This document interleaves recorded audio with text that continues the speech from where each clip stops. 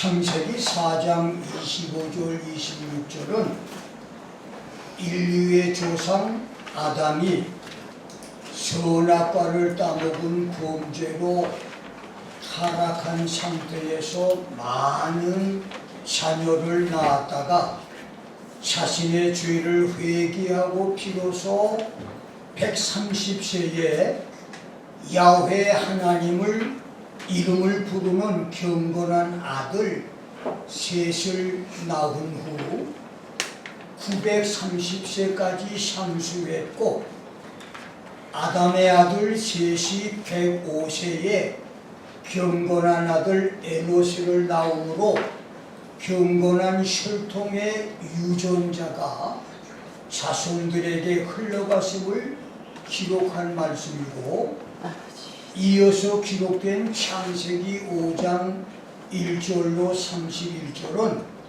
다시 아담부터 그의 10대손 노아까지 경건한 자손의 혈통인 아담의 족보가 기록됐고, 창세기 11장 10절로 26절에서는 노아의 세 쌍둥이 아들 셈과 함과 야벳 중에서 첫째 아들 셈에서 셈의 10대 후손인 아브라함까지의 계보가 기록되어 있습니다. 930년을 상수하고 세상을 떠난 아담은 하나님과 동행하다가 죽음을 보지 않고 산채로 하늘로 승천한 그의 7대 손 에녹이 108세 때 에녹의 아들 무두셀라의 43세 때 930세를 일기로 세상을 떠나므로 에녹의 승천이나 무두셀라의 죽음과 노아 홍수 심판을 보지 못했는데, 아담부터 20대 손 아브라함까지 경건한 아담 혈통을 이어받은 그들의 속 한편으로는 야훼 하나님을 섬기는 유전자가 흐르고 있었지만, 또 다른 한편에는 죄에 오염된 세상을 살아오면서 사회와 환경의 영향을 받아 점차 하나님을 떠나 사는 극단적 상황까지 도달한 것을 보여줍니다. 그래서 아브라함의 아비 데라는 자기도 우상을 섬기면서 각종 우상을 만들어 파는 것을 생업으로 하는 데까지 타락을 했습니다.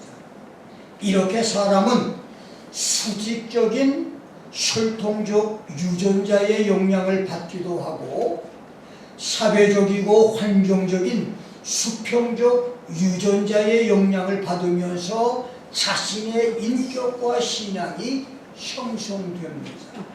그래서 6, 7대 신앙가족, 4, 5대 목사, 장로의 경건한 혈통 가족에서 주사파 같은 무신론자와 바른 신앙을 배신하는 이단자와 타락한 깡패와 탕료가 나오기도 하고, 1, 2대 신앙 가족에서 경건한 목사, 장로, 권사가 나오기도 하는 것입니다. 생물학자 리차드 도킨스는 그의 저서 이기적 유전 인자에서 사람이 조상으로부터 물려받은 혈통적인 유전인자, 수직적인 유전인자를 지니올로지, 가계, 가문, 계보, 혈통, 족보의 약자, 진, 생물 유전자라고 불렀고, 사회나 주위 환경에 영향을 받는 수평적인 유전인자를 밈이라고 불렀는데, 밈은 흉내낸다, 담는다, 모방한다, 어떤 모양이나 동작을 흉내낸다고 하는 의미의 의태한다고 하는 뜻의 미믹을 지인의 대칭으로 만들어낸 생물학적 신조어입니다. 토킨스의 말대로 사람은 굽이굽이 흘러가는 강물처럼 조상 부모의 혈통적인 유전 복제를 이어갔습니다. 그래서 사람 속에는 누구나 조상 부모의 성격과 언어, 인격과 습관까지 유전인자가 흐릅니다. 그리고 사람은 살아가면서 자기보다 더 좋게 보이는 다른 사람을 닮거나 흉내내거나 모방하면서 변해가는데 이것이 수평인자, 복제 유전인자 밈입니다. 그래서 오늘의 여러분과 지금의 나는 혈통적인 부모의 유전 복제 지인과 사회와 환경의 유전 복제인 밈이 합쳐진 존재입니다. 그런데 사람은 혈통적인 부모의 유전자보다 사회나 주위 환경의 유전자 영향을 훨씬 더 많이 받습니다. 아무리 아인슈타인을 능가하는 천재적인 부모 혈통을 이어받고 알렉산더, 싱기즈간, 나폴레옹 같은 영웅적 기질의 유전자, 붓다, 소크라테스, 공자 같은 성년의 유전자를 가지고 태어났다 할지라도 그 속에 인격이 다듬어지지 않으면, 그 속에 거룩한 인격이 없으면 건축이 중단돼 겉모습은 웅장하지만 속은 텅 빈 대동강변의 유성호텔처럼 외모는 아름다워도 치명적인 독으로 사람을 해치는 독개구리나 독사나 독보소처럼 사람을 죽이는 사기꾼 정치가가 되고 탐욕과 음란과 더러움으로 가득 채워진 권력자가 되며 위선으로 변장한 판검사 교수가 되고 성자로 가장한 위선의 탈을 쓴 목자, 성직자가 되는 것입니다. 부록의 40을 지나고 하늘의 뜻을 알게 된다는 지천명의 50, 귀가 순해진다고 하는 60, 순직하게 바른 도를 행할 수 있는 70의 중심을 지나 죽음의 삶을 계산해 놓고 사는 80의 산수를 눈앞에 둔 나는 서울 변두리 경기도의 농사꾼 아들로 태어났습니다. 나의 3, 4대 조상 혈통 속에는 왕족이나 귀족, 선비나 권력자의 복제 유전자가 없습니다. 그래서 사회적으로 아무리 연줄이 없는 나는 조상들이 땅을 파며 착하게 살다가 한 줌 흙으로 돌아간 것처럼 어쩔 수 없이 그렇게 살다가 죽을 수밖에 없는 운명이었습니다. 그런데 10대 초반 소년 시절 어느 날 내게 예수 그리스도의 복음이 들어왔고 하나님의 신이신 성령이 임했습니다. 그리고 그 복음과 성령은 나를 시골 변두리에서 서울, 한국, 미국으로의 꿈을 주었습니다.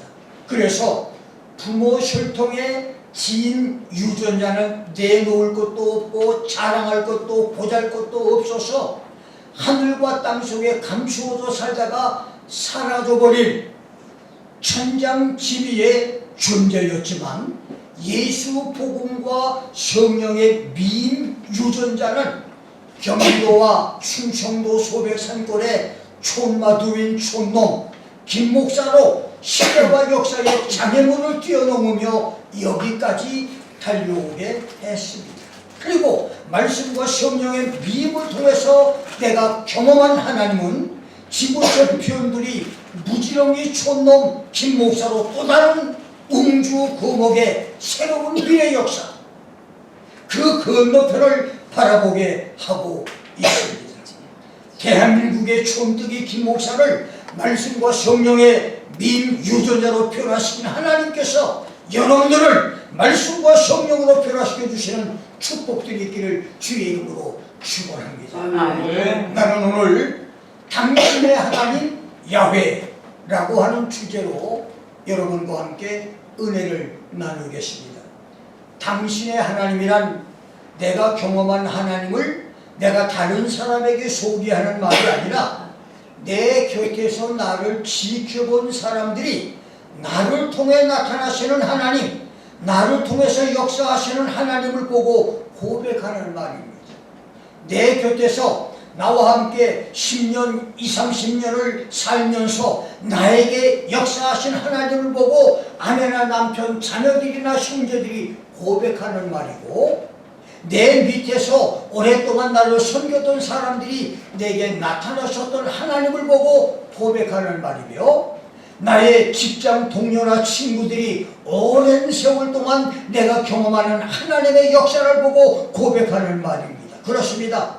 당신의 하나님이라고 하는 말은 다른 사람들이 나의 하나님을 보고 내가 경험하는 하나님을 보고 칭찬하는 말입니다. 그래서 내 곁에 사람인 아내나 남편, 자녀나 친구들이 당신의 하나님, 우리 아버지의 하나님, 김 목사의 하나님, 박정로의 하나님, 이원사 최집사의 하나님이라고 칭찬하지 않는다면 그 신앙은 실패한 것입니다.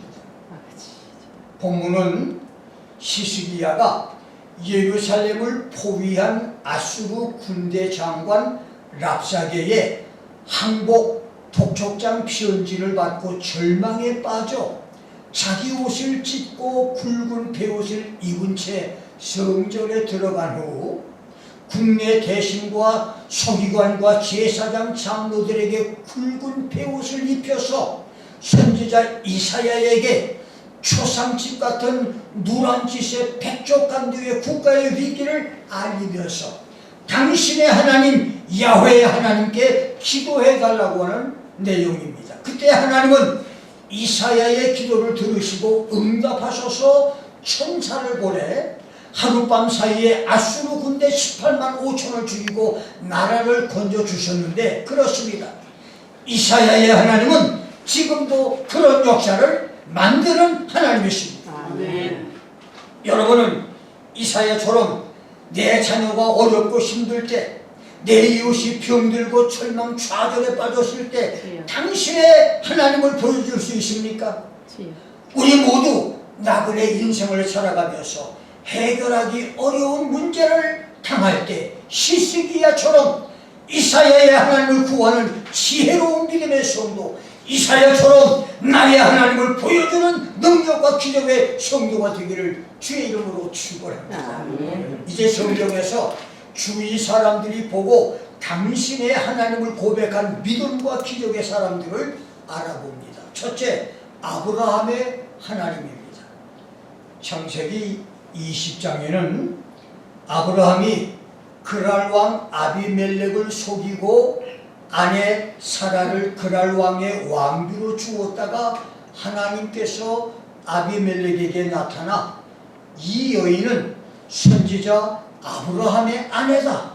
내가 만일 사라를 아브라함에게 돌려보내지 않으면 너를 죽일 것이고 왕궁의 모든 여인들은 질병으로 징계할 것이라고 하는 경고를 듣고 사라를 돌려주고 위기를 모면함으로 아브라함의 하나님은 하나님의 사람 선지자 편을 들어주시는 하나님으로 소개됩니다.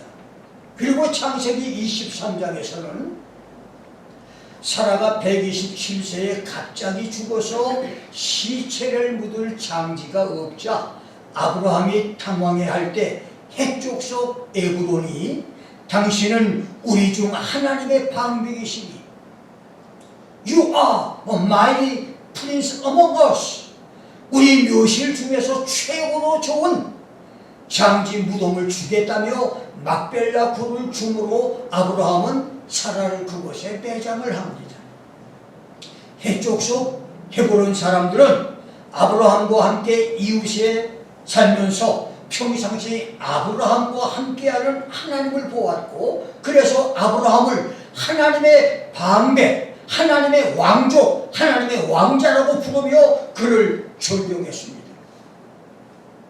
창세기 24장에는 수십 년 동안 아브라함을 주인으로 모셨던 청지기 노비 엘리에셀이 아브라함의 며느리를 구하기 위해 이천리 먼 길 낯선 땅 하란에 갔다가 우물가에서 극적으로 처녀 리브가를 만나고 그녀의 부모를 찾아간 자리에서 우리 주인 아브라함의 하나님을 소개하면서 부모와 처녀를 설득하고 극적으로 리브가를 이삭의 아내로 허락을 받아 가나안 땅으로 데려옵니다.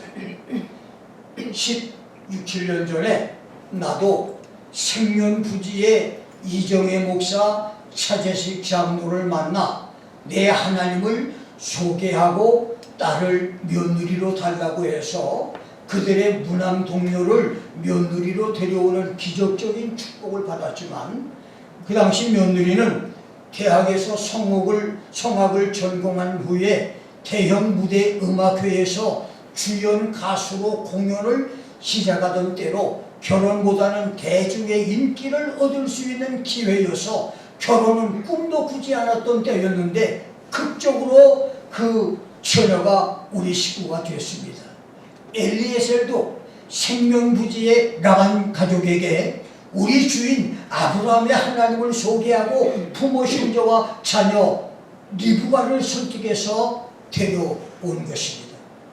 엘리에셀은 수백 명 모순꾼 중에 한 사람이었지만 그가 수십 년 동안 자기 눈으로 보았던 아브라함의 하나님, 아브라함과 함께 하셨던 하나님, 이 하나님을 거침없이 리브가 가정에 자랑스럽게 간증을 했고 그의 말을 들은 라반 가족은 한순간에 설득을 당했으며 당사자 처녀 리브가는 그 자리에서 엘리에셀을 따라 나설 결정을 내릴 정도였습니다.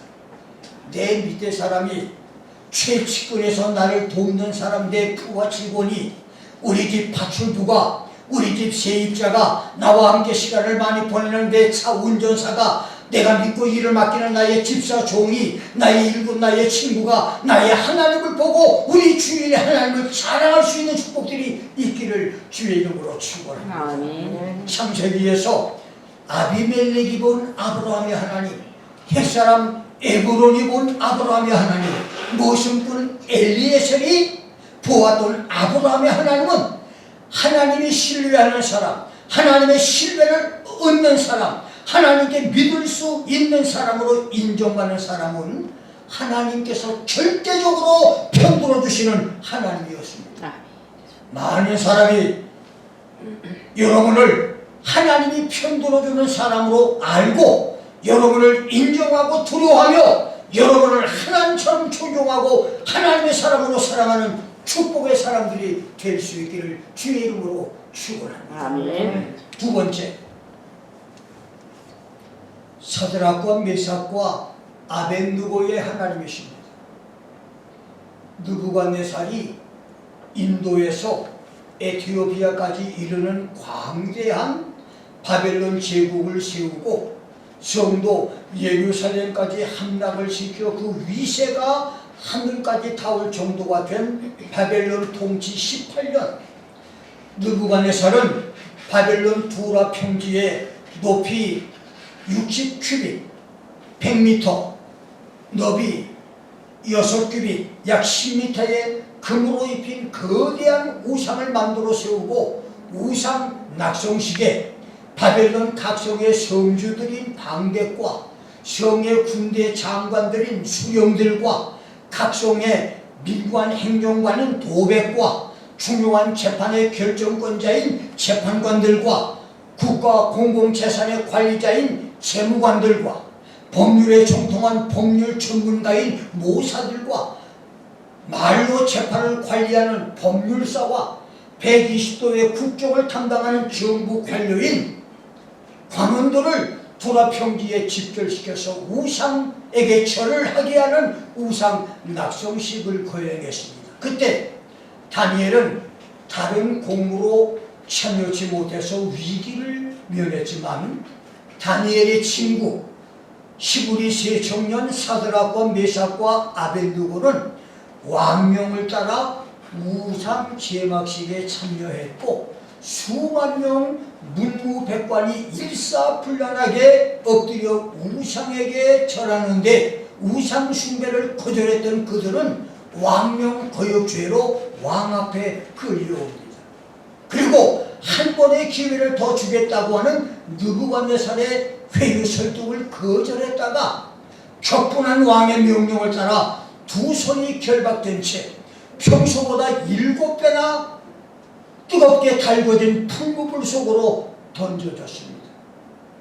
사드락과 메삭과 아벤느고를 풀무불에 던졌던 사람들이 불에 타 죽는 것을 보고 세 청년들이 불 속에서 산화돼 죽었을 것을 기대했던 느부갓네살은 풀무불 속에서 결박되지 않은 네 사람이 걸어다니는 것을 보고 기절초풍하여 내가 보니 결박되지 않은 네 사람이 불 가운데 다니는 것을 보는데 상하지도 않았고 그 넷째의 모양은 신들의 아들 하나님의 아들 같았다고 외치면서 풀무불 근처로 달려간 느부갓네살은 지극히 높으신 하나님의 종 사드락 메삭 아벤느고야 나와서 이리로 오라.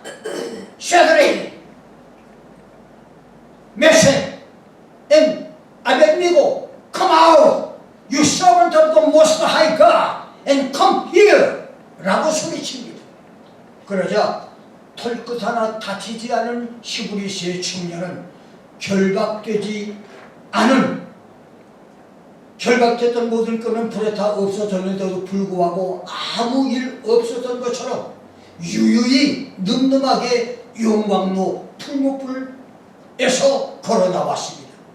그러자 느부갓네살은 수천수만의 문무백관 앞에서 사드락과 메삭과 아벤느고의 하나님을 찬송할지로다. 그가 그 사자를 보내 자기를 의뢰하고 그 몸을 버려 왕의 명령을 거역하고 그 하나님 밖에는 다른 신을 섬기지 아니하며 그에게 절하지 않은 종들을 구원하였다. 이제 내가 초소를 내리노니 바벨론 120도에 각 백성과 각 나라와 각 방언하는 자가 너를 사드락과 메삭과 아벤느고의 하나님께 설말하게 말하거든 오해하여 잘못 말하거나 나쁘게 말한다면 그 몸을 쪼개고 그 집으로 걸음돌을 삼을지니 이는 이같이 사람을 구원할 다른 신이 없음이라고 법령을 선포합니다. 그리고 세 청년에게 120개 바벨론 도에서 더욱 높은 지위를 주었습니다. 다니엘서 3장 23절로 30절의 기록입니다. 그렇습니다. 교만과 아집의 대부였던 느부갓네살이 사드락과 메삭과 아벤느고의 하나님을 자신들의 온전한 주인으로 섬겨 전적으로 믿고 따르며 신뢰하는 사람들, 왕의 명령을 거절해서라도 자기 목숨이 잃게 되고 어떤 불이익을 당한다 할지라도 하나님 섬기는 일을 충성을 포기하지 않는 믿음의 사람을 끝까지 책임져 주시고 지켜주시는 하나님으로 알았습니다. 사드락과 메삭과 아벤느고를 지켜주신 하나님께서 은혜 시대에 믿음의 시련을 잘 이겨내는 성도들에게 모든 것을 합력하여 선을 이루는 축복을 주시고 인류 마지막 시대 대환란의 시련 박해를 끝까지 이겨내는 성도들에게 메시아 천년왕국의 축복을 주시기를 주의 이름으로 축원합니다. 아멘. 세 번째, 솔로몬의 하나님이십니다. 유다 예루살렘에서 남방으로 1500마일이나 떨어진 에티오피아의 여왕은 솔로몬의 지혜를 듣고 그를 만나보려고 찾아왔다가 정금으로 만들어진 값비싸고 으리으리한 솔로몬 성전과 솔로몬의 뛰어난 지혜 그리고 일사불란하게 도열해 솔로몬을 수종하는 문무백관의 질서정연함과 아침 저녁으로 솔로몬의 지혜와 가르침을 듣는 남녀 신하들과 왕비들을 보고 부러워하면서 복되도다 당신의 사람들이요 복되도다 당신의 신복들이요 항상 당신 앞에서 당신의 지혜를 들으미로다. How blessed are your men, How blessed is your servant who stand before you continually and share your wisdom 라고 칭송을 합니다. 열왕기상 10장 8절과 역대하 9장 7절에서 복되도다 당신의 사람들이요 라고 말한 히브리어의 뜻은 복되도다 당신의 아내들이요 라고 하는 뜻이니 스바 여왕이 여자로서 300명의 부인과 700명의 비빈들이 항상 솔로몬과 함께 있음을 얼마나 부러워했는가를 알게 해주는 고백입니다. 그리고 계속해서 스바 여왕은 당신의 하나님 야훼를 송축할지로다. 야훼께서 당신을 기뻐하사 이스라엘 위에 세우셨고 야훼께서 영영이 이스라엘을 사랑하심으로 당신을 서로 왕을 삼아 공과 의를 행하게 했다고 솔로몬을 칭송하고 자기가 에티오피아에서 가져온 금 120달란트와 많은 상품과 보석을 솔로몬에게 선물로 줍니다.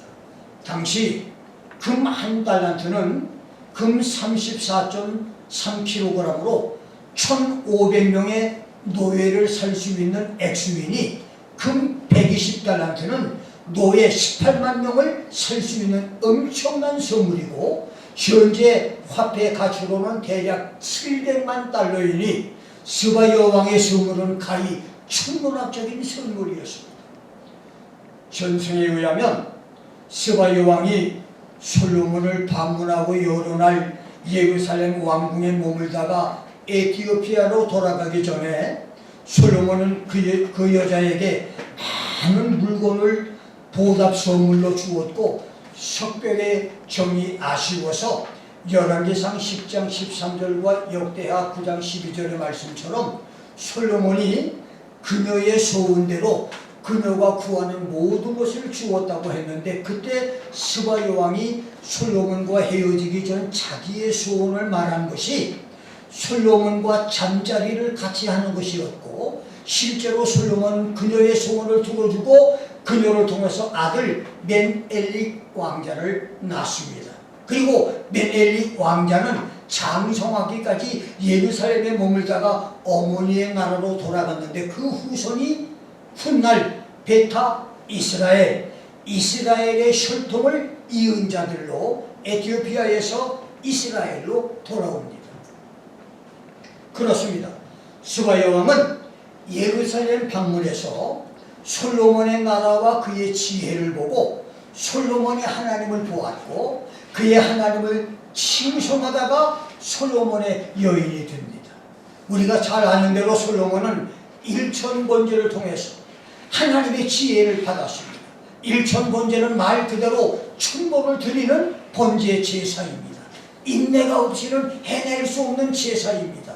나는 헌금으로 드리는 6번의 일천번제를 5년, 7년, 10년에 걸쳐서 끝냈었습니다. 그러나 성경에 기록된 지혜와 지식과 명철과 총명, 슬기 그리고 그 반대되는 미련함, 우매함, 무지 등 지혜와 직접 간접으로 관련된 천여 개의 성경 구절을 노트에 기록하고 그 구절의 말풀이를 하고 천번을 기도하는 지혜기도 1천번제를 무려 49년에 걸쳐서 간신히 끝냈는데 놀랍게도 지혜기도 1천번제 도중에 받은 하나님의 은혜와 지혜는 내가 감당하기 힘들 정도의 축복이었고 지혜기도 1천번제 후에 받고 있는 축복들은 그보다 훨씬 엄청나고 큰 것은 감사한 일이 아닐 수가 없습니다. 여러분의 1천번제, 물질의 1천번제에서 한 가지 제목을 놓고 천번을 드리는 기도의 1천번제 등 다양한 1천번제를 통해서 받는 축복으로 많은 사람들이 여러분의 하나님, 이장로 최권사 박집사의 하나님을 볼 수 있는 역사들이 일어나기를 주의 이름으로 축원합니다. 네 번째, 다니엘의 하나님입니다. 다니엘서 6장 26절 27절을 보면 내가 이제 조서를 내려놓으라. 내 아래, 내 관할 아래에 있는 사람들은 다 다니엘의 하나님 앞에서 떨며 두려워할지니 그는 사실은 하나님이시요 영원히 변치 않으실 자시며 그 나라는 망하지 않을 것이요 그 권세는 무궁할 것이며 그는 구원도 하시고 건져내시기도 하시며 하늘에서든지 땅에서든지 이적과 기사를 행하시는 자로서 다니엘을 구원하여 사자의 입에서 벗어나게 하셨음이라 하였더라.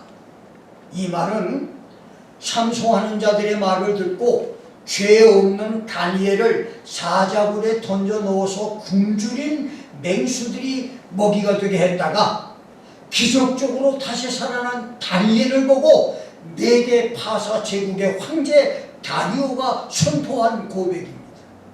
다리오는 다니엘이 죄 없이 억울하게 죽어야 하는 사자굴에 던져졌다가 하나님의 역사로 살아나는 것을 보고 난 다음에 다니엘의 하나님을 첫째, 사실은 하나님이다. He is the living God. 두 번째, 영원히 변치 않는 하나님. He never changes. 세 번째, 그의 나라는 절대로 망하지 않는 나라다. His kingdom shall not be destroyed. 네 번째, 그분의 권세는 무궁하다. His dominion will be forever.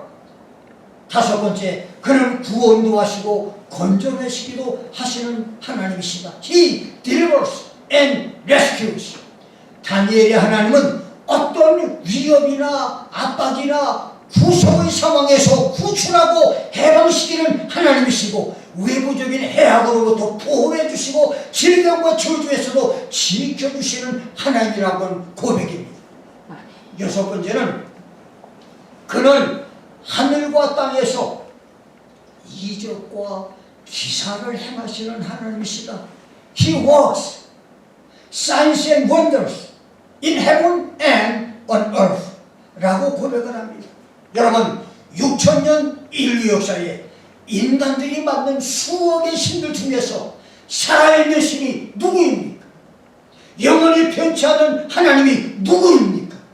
그 나라가 절대로 망하지 않는 나라가 어느 나라입니까?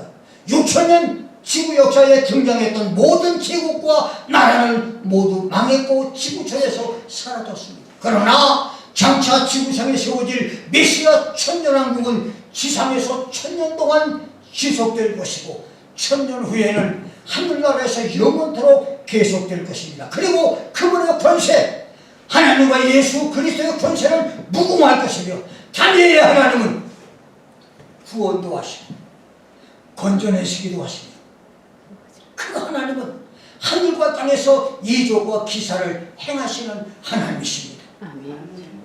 지구상에 어떤 신적 존재가 이런 일을 행할 수 있을까요?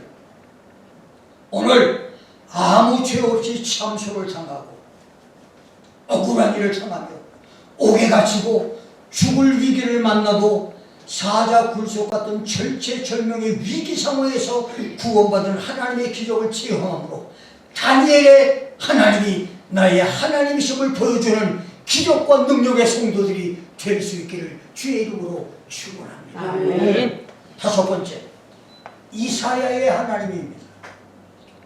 아수르 정예군 18만 5천의 공격으로 유다의 모든 견고한 성들이 파주지세로 정복을 당하고 마지막 수도 예루살렘이 포위를 당하자 백성들은 시시각각 조여오는 위기의식으로 두려워 떨고 있을 때 아수르 군대 장관 랍사게는 항복 독촉장을 히스기야에게 보냅니다. 항복 문서를 받아든 히스기야는 선지자 이사야에게 랍사게의 편지 소식을 전하고 당신은 예루살렘 성 안에 있는 이 백성들을 위하여 당신의 하나님 야훼께 기도해서 나라를 위기에서 구출해달라고 부탁을 합니다. 그만큼 히스기야는 자신은 힘이 없고 무능하지만 이사야를 위대한 선지자로 인정을 했고 이사야가 믿는 하나님은 이러한 난국을 타개할 수 있는 하나님으로 믿었습니다. 그러자 히스기야는 며칠 후 이사야에게서 너는 아수르 왕 사네립과 그의 군대장관 랍사게가 소리친 공갈 위협을 두려워 말라. 랍사게가 말한 능력한 말을 인하여 두려워 말라. 내가 한 영을 저희 속에 두어서 저로 풍문을 듣고 그의 본국으로 돌아가게 하겠고 또 그 본국에서 저로 칼에 죽게 할 것이라는 놀라운 기도 응답 소식을 받습니다.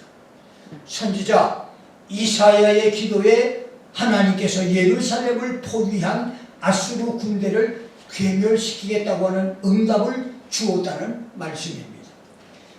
이사야의 기도 응답 소식대로 하나님은 아수르 군대 18만 5천을 하룻밤 사이에 시체로 만들어 주었는데 그런 위기 때에 설상가상으로 본국에서 일어난 불길한 소식을 들은 사네립은 아수르의 수도 니느웨로 퇴각하여 신전에 들어가서 니스로 신을 경배하던 중에 두 아드람멜렉과 사레셀에게 피살당해 죽습니다.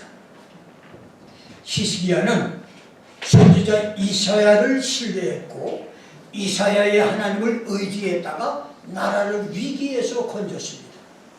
성경에 등장한 선지자들 중에는 나라를 건진 선지자도 있었고 부족을 위한 선지자, 개인을 위한 선지자도 있었습니다. 마찬가지로 목사들 중에는 이사야, 다니엘, 사도 바울, 사도 요한같이 지구촌 세계를 위한 목사, 자기 국가를 위한 목사, 단체를 위한 목사, 교단이나 신학교를 위한 목사, 개교회를 위한 목사도 있습니다. 우리 시대에 세계를 위한 목사, 지구촌 총괄 역사를 위한 목사, 교회들과 주의 종들을 위한 충직이 목사들이 많이 나와 역사를 일으키는 기도를 드릴 수 있기를 부탁합니다.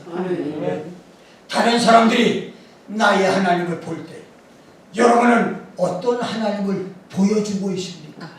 여러분을 통해서 아브라함의 하나님, 사드락과 메삭과 아벳느고의 하나님, 솔로몬의 하나님, 다니엘의 하나님, 이사야의 하나님이 보여주고 있습니까? 나는 내 아내와 남편에게, 자녀와 친척들에게, 가깝고 먼 이웃들에게 어떤 하나님을 보여주고 있습니까? 여러분의 하나님은 어떤 하나님이십니까? 1963년 강원도 인제에서 살인마 고재봉이 도끼 살인으로 일가족 6명을 살해하는 엽기적인 살인사건이 있었습니다. 살인사건은 아주 사소한 일로 시작이 됩니다.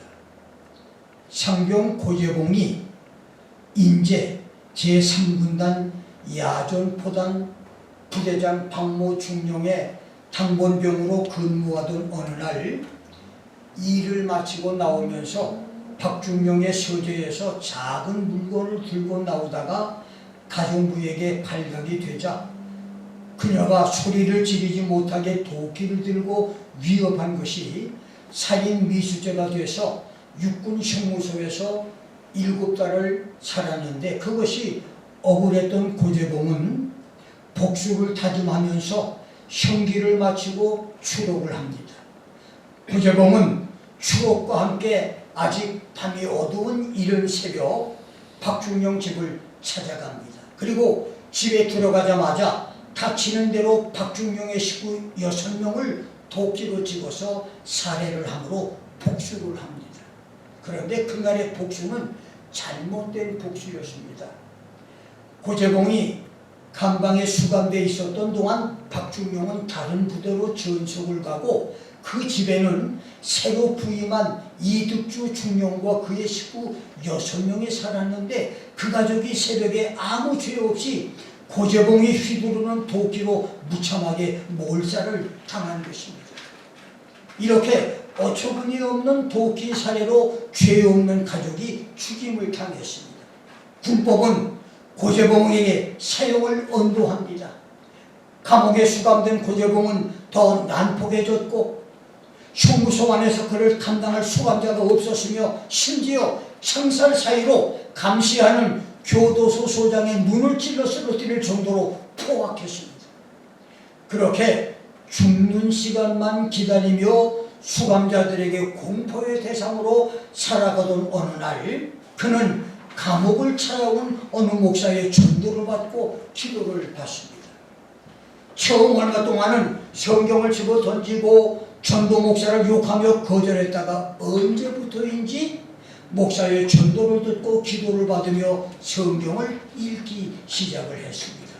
얼마 후 그는 순한 양으로 변하기 시작하더니 주위에서 놀랄 정도로 하루하루 모범수로 변해갑니다.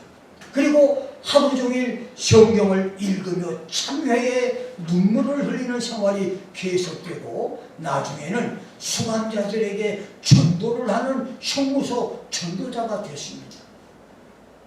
마지막에 그는 교도소장에게 간청을 해서 교도소 강당에서 1800명 죄수와 200명 헌병 간수 앞에서 울면서 자신의 죄를 고백하고 회개하는 간증전도도 했습니다. 그리고 날마다 기도와 찬송과 전도로 경건 시간을 보내 많은 수감자들에게 주님을 전도하고 많은 사람들이 주님께 돌아왔습니다.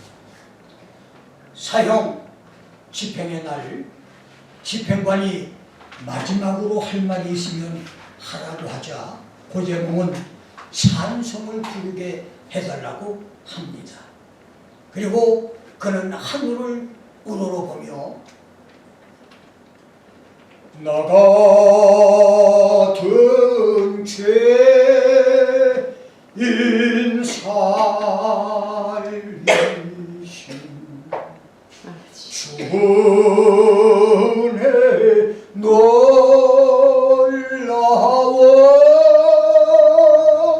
찬송을 부르며 뜨거운 눈물을 흘리고 그 찬송을 마친다오 편안하게 두 헌병에 이끌려 죽음의 심정으로 끌려가 그의 짧은 인생을 마칩니다.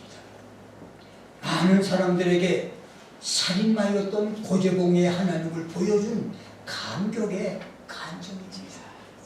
고재봉은 그렇게 자기의 하나님을 보여주고 흉장의 이슬로 사라졌는데 오늘 여러분들은 내 이웃에게, 내 자녀들에게, 내 남편에게, 내 아내에게 어떤 하나님을 보여주고 계십니까?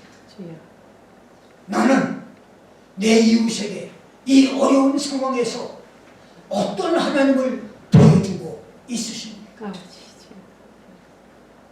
우리는 어쩔 수 없는 죄의 유전자를 받고 태어난 태생적 죄인이기에血통적 유전자, 생물 유전자 지인만으로는 이웃에게 거룩한 하나님, 영원하고 존귀한 하나님을 보여줄 수가 없습니다.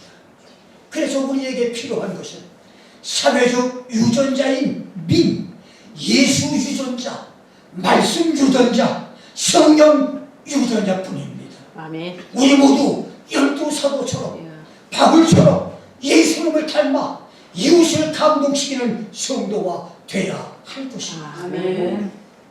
여러분 이름이 8, 90년, 100년의 짧은 삶과 천년, 만년 영원한 삶에서 하늘의 별처럼 빛날 수 있는 것은 예수 유전자, 말씀과 성령의 유전자 밈으로만 가능합니다.